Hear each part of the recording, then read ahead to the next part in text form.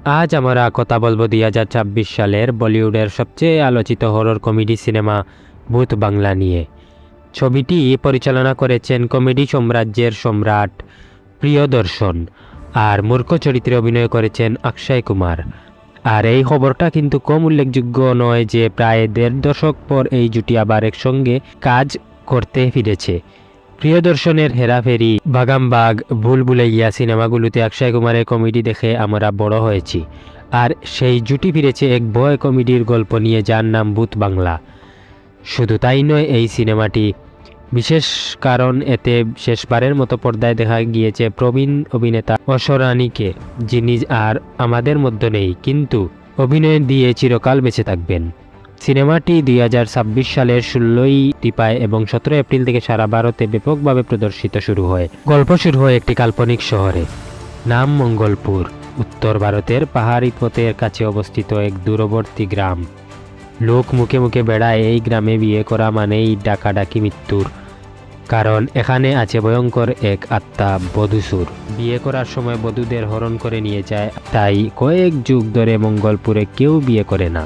আরে লন্ডন শহরে বেড়ে ওঠা এক আধুনিক যুবক অর্জুন আচার্য অর্থাৎ অক্ষয় কুমার, বিলেতিবাসী, বিজ্ঞানমনস্ক, ভূতের ব্যাপারে অট্টহাসি নিয়ে উড়িয়ে দেওয়ার ধরনের মানুষ।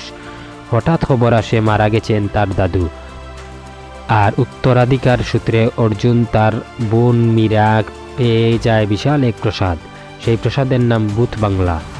অর্জুনের পরিকল্পনা সহজ, তার বোন মীরার বিয়ে লন্ডনেরও এই প্রসাদে হবে, ডেস্টিনেশন ওয়ার্ডিং। কিন্তু যখন অর্জুন মঙ্গলপুরে পা রেখে গ্রামবাসীরা তাকে সতর্ক করে দেয়, এখানে বিয়ে করবেন না, বধূসুর চলে আসবে। অর্জুন হাসে, সে বলে ভূত বলে কোনো বস্তু নেই, সব নস্ট্রাডামাসের বানানো গল্প। এবং সেই সিদ্ধান্ত থেকেই শুরু হয় গল্পের আসল গুলমাল। রক্তলেপা দেয়াল, হঠাৎ হাওয়ায় দৌড়া বন্ধ দরজা, আর অন্ধকার নিবেলেই যেন কে যেন এসে দাঁড়ায় ঠিক পিছনে। এই গল্পের সবচেয়ে বড় শক্তি হলো এর চরিত্রসমূহ।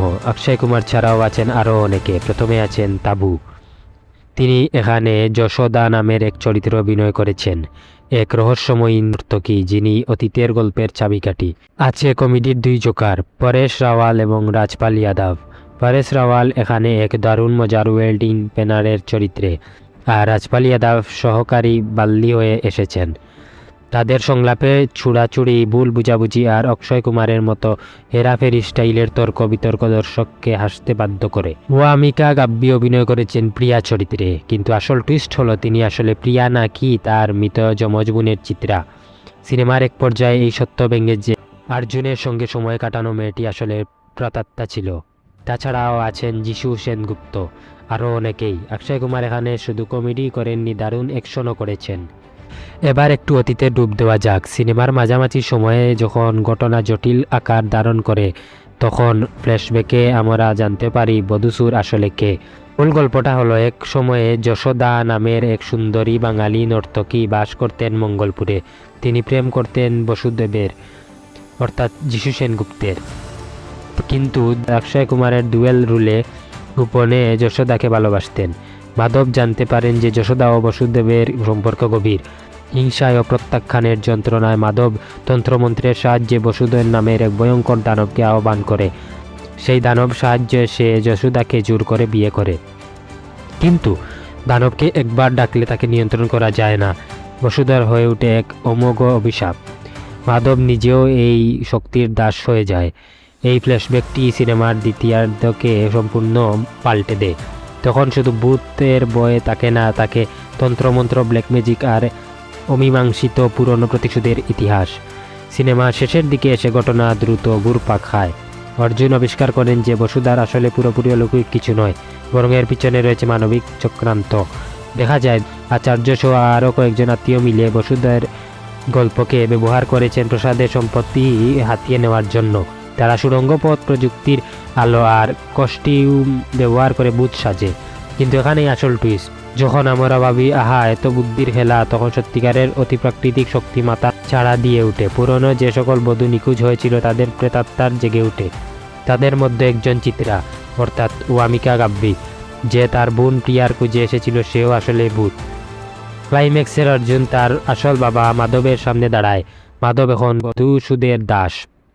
বোন মীরাকে বাঁচাতে গিয়ে অর্জুন দেখে একদিকে মানুষের ছল চাতুরি, অন্যদিকে প্রতিশোধ পরায়ণ আত্মা। অর্জুন বসুদুর্গে মন্দিরে প্রবেশ করে এবং যুদ্ধ করে জয়লাভ করে।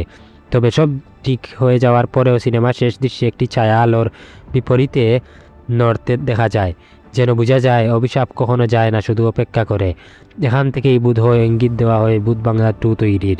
এই ছিল ভূত বাংলা মুভির সম্পূর্ণ বাংলা এক্সপ্লেইন। যদি ভিডিওটি ভালো লেগে থাকে তাহলে অবশ্যই চ্যানেলটিকে সাবস্ক্রাইব করবেন, শেয়ার করবেন।